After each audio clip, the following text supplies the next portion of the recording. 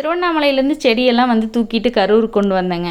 ஏன் இங்கே கொண்டு வந்தேன் அப்படின்னு கேட்டிங்கன்னா, அங்கே வந்து இடம் வந்து ரொம்ப குட்டியாக இருந்தது. அந்த சின்ன இடத்துல வச்சு செடியெல்லாம் வந்து சேலுக்கும் கொடுத்துக்கிட்டு நான் வளர்த்துற செடிகளையும் வச்சுக்கிட்டு ரொம்ப கஷ்டமாக இருந்தது.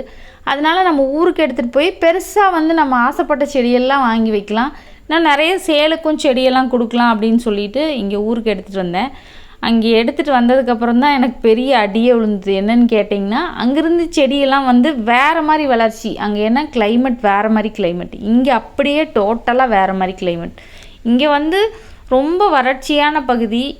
என்ன நீங்கள் தண்ணி வந்து கொடுத்துக்கிட்டே இருந்தீங்கனாலும் டியூப்பில் தண்ணி இப்படி ஒரு நாளைக்கு ஒரு தடவை தண்ணி கொடுக்கும்போது 2 தடவை கொடுக்கும்போதுங்க அந்த செடியெல்லாம் வந்து அதை வந்து இது பண்ணிக்கவே இல்லை.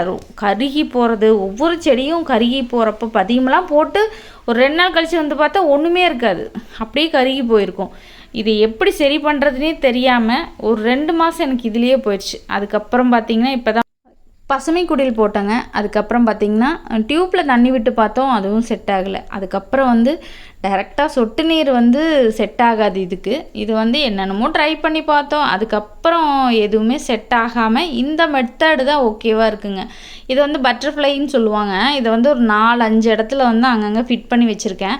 இதை வந்து நம்ம சொட்டு நீர் பைப்பில் வந்து கரெக்டாக ஃபிட் பண்ணிட்டோம் அப்படின்னா அந்த ஒவ்வொரு இடத்துலையும் நிறுத்தி அதை போட்டு விட்டுட்டோம்னா குறைஞ்சது ஒரு 5-6 அடிக்கு வந்து ரவுண்டாக அப்படியே நல்லா வந்து தண்ணி வந்து தெளித்து விட்டுருதுங்க. இப்போ தான் எனக்கு கொஞ்சம் பிரச்சனை இல்லாமல் போயிட்டுருக்கு.